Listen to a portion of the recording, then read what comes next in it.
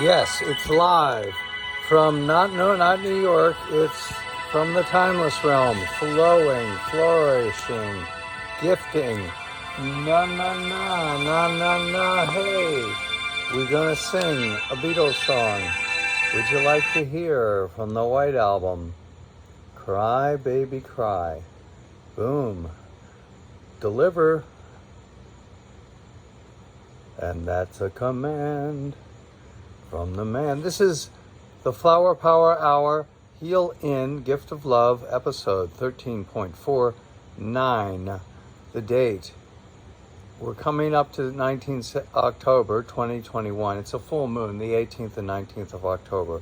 And this show is action-packed, mental and spiritual actions, emotional clearing, and physical tragedy. I stand up and I make people cry, telling them about the way of the world. So I sit on the toilet and I can do sit-down comedy. Now, I've been punished. I was the chief janitor in the USS Starship Shamanic Mutiny women's locker room, and I pinched the Sergeant Major's nipples too hard, and she sent me back in time to establish world peace no later than 24 August 2025. So let us begin now. Cry a tear for me. I think I can do it. I'm the man for the woman for the job. 2 holes and 2 poles. Okay, we're ready. Whoops, that's not our song. Okay, here we go. Baby cry, making mother sigh. She's old enough to know better. King of Marigold is in the kitchen, cooking breakfast for the queen. The queen is in the barn, playing piano for the children of the king. We're going to steal the wheel of time to create a new golden age. Once again, 1,000 years of peace. We'll return to our theme, David Bowie's album, the next day. In the club, giving flowers for the friends who came to play. Yes.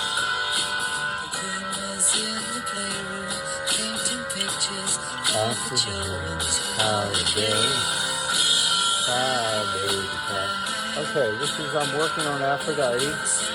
This is Vesta, a.k.a. Queen of the Jew, Druid, Bee, Crew. Love her, she's kissing me. Always riding, and the rider late for tea. The Duke was having problems with the message at the local 30B. Cry, baby, cry. Making mother sigh. Rolling. Okay. Keep the wheel in mind. We want a time of peace. At the meeting for a table, for a seance in the dark. The voices out of nowhere put on special by the children for a laugh. Cry, baby, cry. Make your mother sigh. She's old enough to know better. Baby, cry. Cry, baby. Make your mother sigh. She's old enough to know better. Cry, baby, cry. Cry, baby. Make your mother sigh. She's old enough to know better. Cry, baby, cry. Can you take me back where I came from? Can you take me back where I came from? Brother, can you take me back? Can you take me back? Okay, tonight's topic is the Aquarian Age. We had a vase here, chip and crack, and it reminded me of the numerous vases here. We have 54. I've counted them carefully. I thought it was 49. It's 54. Twice 54 is 108, the number of the Divine Mother. And the pouring out of the water is symbolized here in Tibetan, water. When you invoke fire with water, that's Ram, Mam. And I believe Rama became Rama by invoking fire to water and bringing knowledge, gnosis, Yan, Yama, knowledge, gnosis, Yama, Ramayana. So Ra, Ma, Yama. Ramayana. And A is the space that it's in, and Ka is not necessary to say to bring it in, but Ka is the way to bring it to earth. So when you bring fire to earth, Ra, Ka, rock, you rock. And when you roll the tongue, it suggests the root word in Tibetan for this root chakra, Lam. The 7 chakras are as follows. And we'll get to the Aquarian age, but we need to open up to all the colors. Love always, love all. The poison is anger, hatred, irritation. And fear is based on a lack of love and faith. You have no fear. You have fear because, you can have no fear only because you believe in something. You believe in yourself and you believe in something. Something worth being here to defend. And so we fix the headgear and we invoke the muse. Blow, blow thy winter wind, thou art not so unkind as man's ingratitude. Thy tooth is not so keen, because thou art not seen, although thy breath be rude. Sing, friends, hey ho, unto the green holly. Most friendship is feigning, most loving mere folly. Freeze, freeze thy bitter sky, thou dost not bite so nigh, as benefit forgot, though thou the waters warp. Thy sting is not so sharp, as friend remembered not. That's from As You Like It, scene 7 of Act 2. It was something my teacher used to recite and teach us, in the sense of, by teaching, showing that most friendships, to become a candidate for friendship, you have to manifest the virtues. And we went through this before, but we'll review. It's well worth. These are Aristotle's classical, attributed to Aristotle, but these are the classical virtues, 12. The first is courage. If you don't have courage to stand up for yourself, founded on love and devotion, you have nothing. You're living in fear. Well, then that's how you fail in every way. No fear on earth is the policy. Courage is the foundation. Next is humility, in a sense of the humbleness to be frugal and temperate and to not show off and be foolish with money, as I was when I first inherited money. I was a total jackass, a moron, a Flintstone. I plowed through a lot of money very stupidly, thinking I was so smart, I was going to make it more.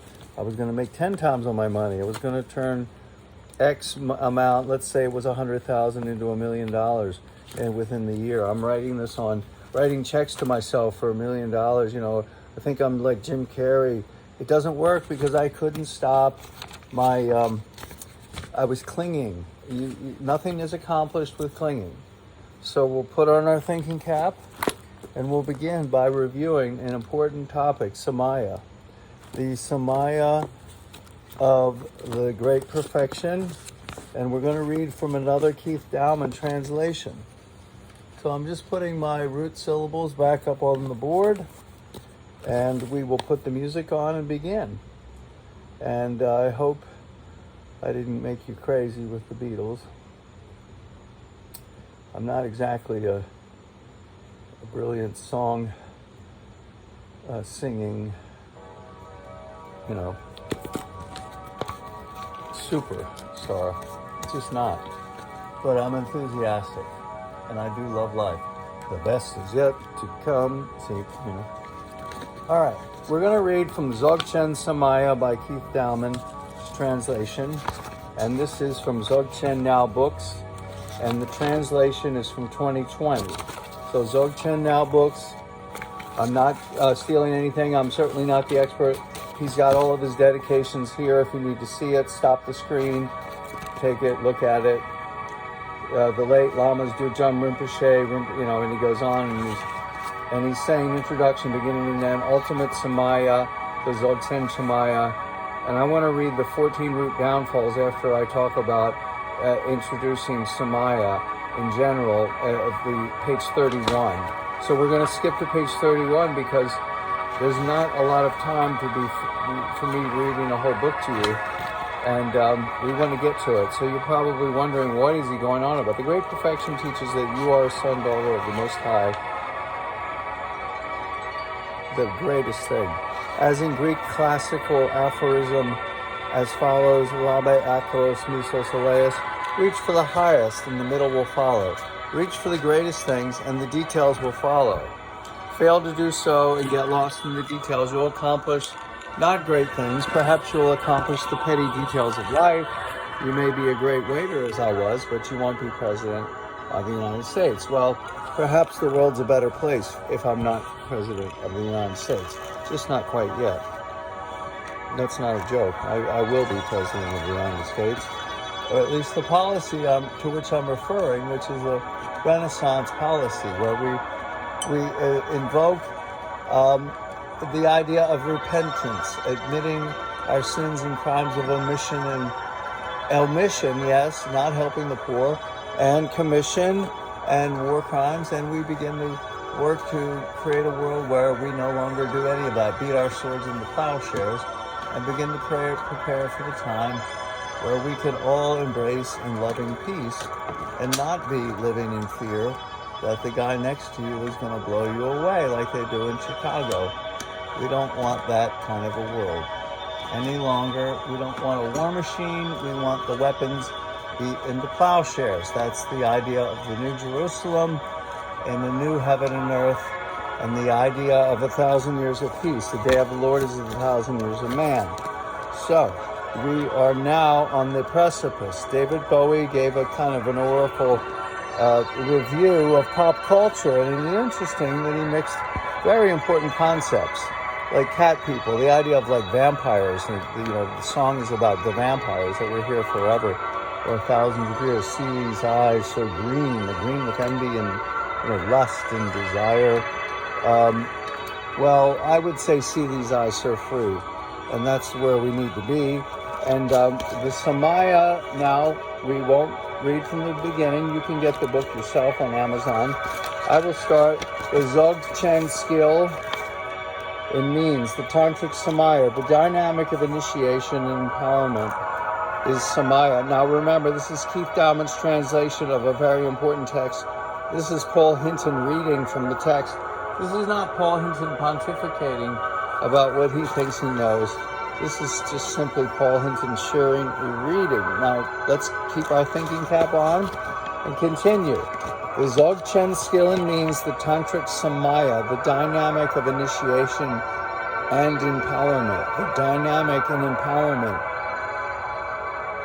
of initiation is Samaya. Samaya is the dynamic of initiation and empowerment. The Samaya is the dynamic of initiation and empowerment.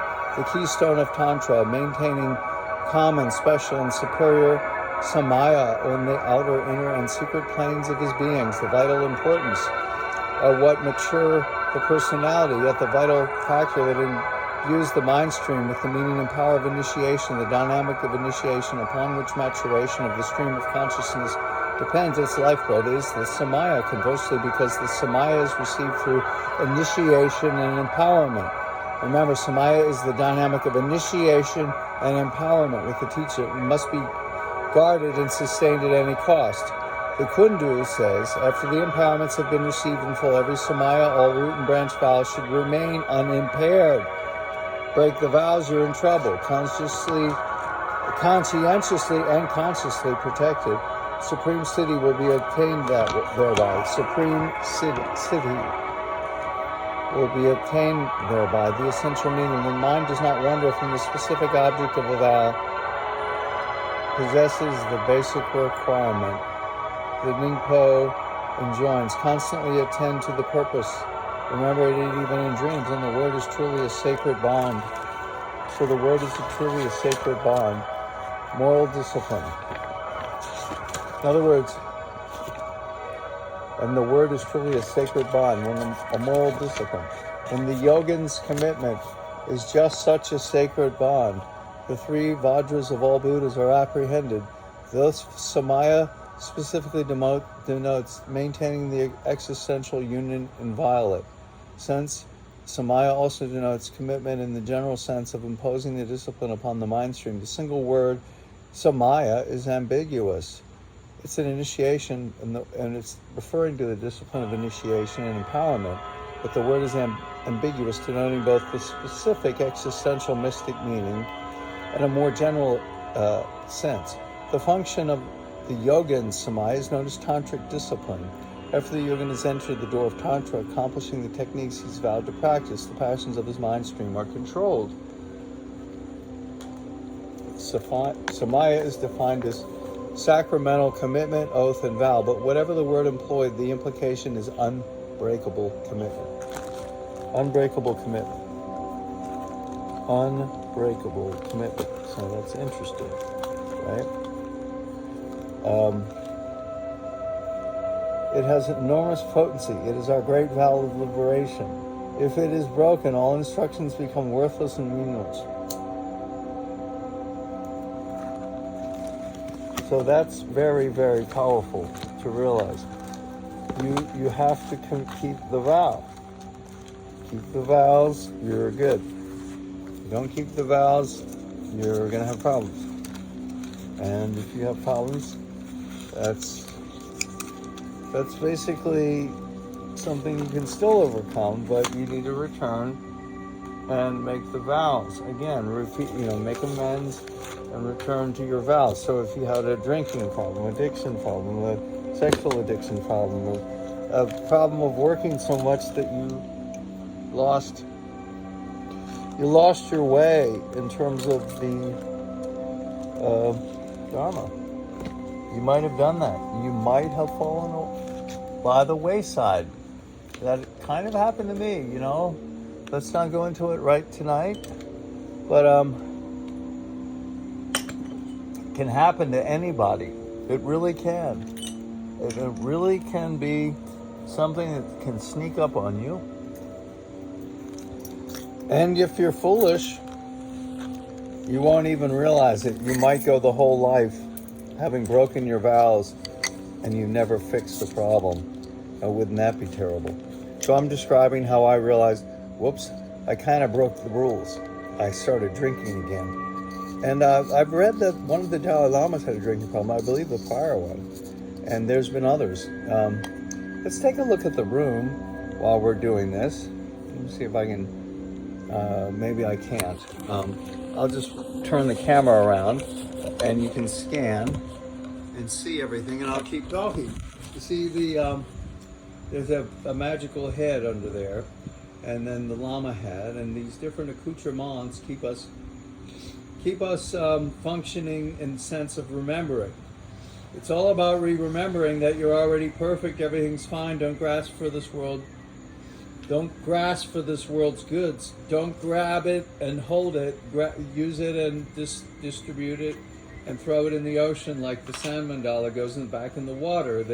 Like let it go into the ocean, back into the ocean of your unconscious mind, into memory, or even forgetfulness. It's okay if you even forget what you did, because what you want to do is not cling like a beggar to these experiences and then make yourself miserable as you're clinging, and the experience is then dimmed by means of some problem, like it's taken away, or your body falls apart, or there's some limitation to your experience of this attachment, and then your enjoyment, and the more you're addicted to it, the worse it may get. It can actually be that the longer you stay without correcting the problem, the more you'll know the problem, but then the longer you stay may lead to lifetimes of addictions or bad habits and so forth. And so you want to be careful of how you allow yourself to be enticed by the world. If you decided you wanted the best indulging experience for yourself, okay, go and do it, but then return back to practice. Make, like in other words, temporarily ask to have your vows relieved so that you can have that experience. Then you want to go back to the vows. Like, it's not a problem, really, if you think about it. Like, in other words, you're just having a weekend out but the problem is it can lead to an uncontrollable urge to continue to indulge passions. Passions unleashed, well, we got to where we were talking about the second virtue, which was frugality. Liberality is the third. That's how you handle your business affairs. You handle people with a sense of liberality and kindness. And if you become powerful, you want to be magnificent. You want to be known as the magnificent man that's helped and trained or employed and led and guided. You don't want to be the tyrant. And then the fifth, of course, these 12 virtues, no one's told me this in the book, but I can see that they correspond to the astrological signs. The fifth one is magnanimity, Leo. The sixth is, the magnanimity refers to the handling of great wealth. In other words, you want to be magnanimous with great wealth, not stingy. And then with minor wealth, the sixth one, that's Virgo, that has to do with service. And your service orientation will save you a lot of trouble. If you have no service orientation, yours is one of self-indulgence. It's like there we go, Axl Rose. How long will it be before you come back to yourself? So the commitment, the vow, it must be maintained. If broken, you're in trouble. Uphold it and you shine, break it and you burn. Well, I've burned. Comprehended by groping the parts, its common and superior aspects. The common is well known. You have to build the rules, keep the rules. The disciplines have different names. The special Samaya, and then there's the Samaya of the 5 families, and there's a moral discipline. I think you should buy the book and read it if you're interested. There's the Samaya of the Vajra, the Diamond family, the Ratna family. They maintain the institutional fabric of the Dharma by giving material gifts and to unstintingly bestow loving kindness, the fountain of material wealth, together with sympathetic joy, compassion, and equanimity upon all sentient beings. Now, the seventh is patience. Seventh virtue, and the eighth is, interestingly, truthfulness, corresponding to Scorpio. And then the balance of that truthfulness with wittiness. That's a Sagittarian quality. You want to shine. You don't want to be a bore, but you don't want to be a wallflower. And then you qualify to become a friend, which was the original digression, was back into this because I wanted to explain that before you can become a true friend, you have to be able to be frugal. You have to be able to support yourself. You have to be able to have courage and these things. And then you have to be, witty enough to be of interest and truthful and patient and so forth. And then modesty is the 11th, it corresponds to Aquarius, and 12th is righteous indignation. Interestingly, then the virtue corresponding to Pisces, the feet, has to do with maintaining your anger and in a way that it only manifests anger righteously, not vindictiveness, not cheering on the police as somebody's beaten and, they've been, they sent away, get arrested. Oh, good, that son of a gun is gone. Well, the righteous indignation is fine. You can have it done, but you're not going to sit there and enjoy his execution. That's a horrible fate. If somebody's committed a murder and they're executed in this life, can you imagine the trouble they're in and how much suffering that entails?